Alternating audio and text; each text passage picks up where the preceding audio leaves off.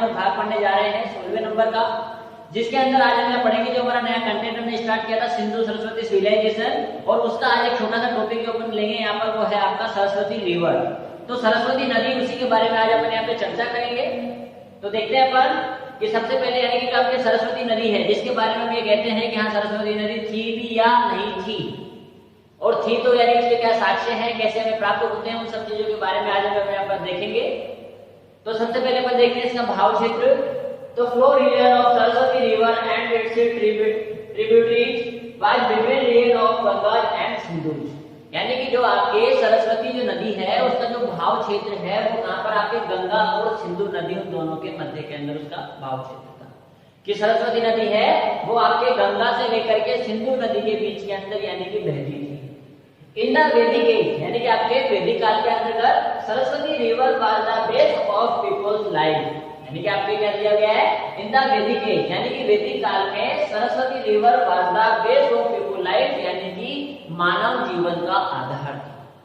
वैदिक काल के अंदर वैदिक युग में जो सरस्वती नदी है वो क्या है आपके मानव जीवन का, यानी कि मानव जीवन है उसकी यानी कि क्या है आधारशिला थी, यानी कि आधार थी। It was called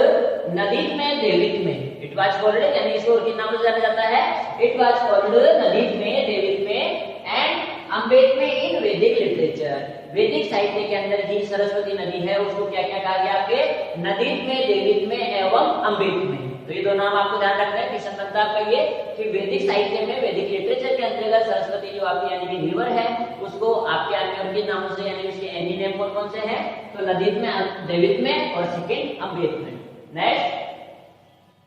in recent years कुछ समय बात करें अपन यहाँ पर, तो scholars have tried to trace the flow route of Saraswati river through area and geological surveys, यानी कि एक तरह से यहाँ पे भूगोलवेताओं के द्वारा यानी कि यहाँ पे सर्वे किया गया, और उससे यानी कि एक तरह से हमने यहाँ पर रूट की बात करेंगे किसकी, सरस्वती नदी की, कि सरस्वती नदी है वो कहाँ से लेकर कहाँ तक बहती थी, इन सभी बातों की जो चर्चा है वो यहाँ पर हमारे यानी कि एक तरह से भूगोलवेताओं के द्वारा बताई गई थी। With the help of water flow, यानी कि पानी के भाव से यानी कि हमको यह सहायता मिलती है। Indication identification through satellite, study of underground water extracted through drill मशीनें and through archaeology, history and scientific studies, it has been proved that Saraswati river was present in ancient time। कि अगर यहाँ पर बात करें तो with the help of water flow, यानी कि पानी के भाव से हमें सहायता मिलती है, यानी कि पानी है वो कहाँ पर बहता है आपके, तो यानी कि आपको इंडिकेशन यानी कि एक तरह से आपको संकेत मिलते हैं, आइडेंटिफिकेशन यानी कि हमको एक तरह से तथ्य मिलते हैं थ्रू सैटेलाइट, यानी कि सैटेलाइट के माध्यम से आपके यानी कि उपग्रह के माध्यम से हमें यानी कि एक तरह से जो पानी का भाव क्षेत्र है उसके यानी कि साक्ष्य, उसके यानी कि एक तरह से संकेत हमें प्राप्त होते हैं। स्टडी ऑफ अंडरग्राउंड वाटर, यानी कि एक तरह से भूगोल के अंदर यानी कि एक तरह से यहाँ पर एक्सट्रैक्टेड थ्रू ड्रिल मशीनें, यानी कि ड्रिल मशीन यानी कि आपके ड्रिल किया गया आपके कहां पर जमीन के अंदर, यानी कि जो इसका भाव क्षेत्र था जो यानी कि हमने उपग्रह के माध्यम से यानी कि सैटेलाइट के माध्यम से हमने पिक्चर्स देखी, उस भाव क्षेत्र के अंतर्गत हमने ड्रिल मशीन से यानी कि वहां से क्या निकाला है, पानी निकाला है। And through archaeological, historical and scientific studies, यानी कि एक तरह से वहां पर आपके क्या पुरातात्विक केंद्र है या एक तरह से आपके वैज्ञानिक है उनके द्वारा यानी कि रिसर्च किया गया, और उसके बाद में it has been proved that Saraswati river was present in ancient time, और उन सभी तथ्यों से उन सभी साक्ष्यों से हमें ये पता चलता है कि जो सरस्वती नदी है वो काफी प्राचीन समय से यहाँ पर बह रही है। नेक्स्ट बात करें अपन, origin of Saraswati river was from Mana mountain of Shivalik range of Himalayas, यानी कि जो सरस्वती नदी है कहाँ से निकलती थी। अगर आपसे पूछ ले कि सरस्वती नदी का भाव क्षेत्र तो अपन देखेंगे कहाँ बहती थी, लेकिन कहाँ से निकलती थी, उद्गम कहाँ से होता था, इसका स्रोत क्या था, तो आपके हिमालय है, हिमालय की जो चोटियां हैं उसके अंतर्गत आपके यानी एक तरह से शिवालिक की पहाड़ियां हैं,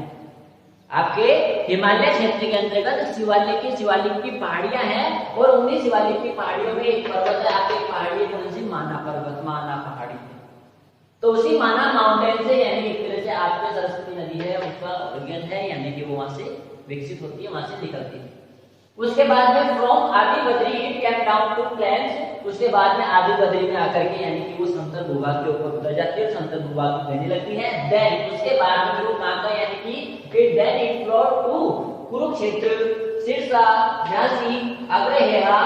हनुमानगढ़, कालीबंगा, अनूपगढ़ एंड सूरतगढ़। तो यहाँ पर आपने देखा कि यानी कि माना पर्वत से, माना माउंटेन से वो निकलती है, उसके बाद में फ्रॉम आदि बद्री में आकर के वो नीचे उतर जाती है और उसके बाद में कहाँ बहती है, तो कुरुक्षेत्र में बहती है, सिरसा में बहती है, झांसी में बहती है, अग्रहेरा में बहती है, हनुमानगढ़, कालीबंगा, अनूपगढ़ एंड सूरतगढ़ के अंदर यानी कि तरह से उसका फ्लो है, उसका भाव क्षेत्र है।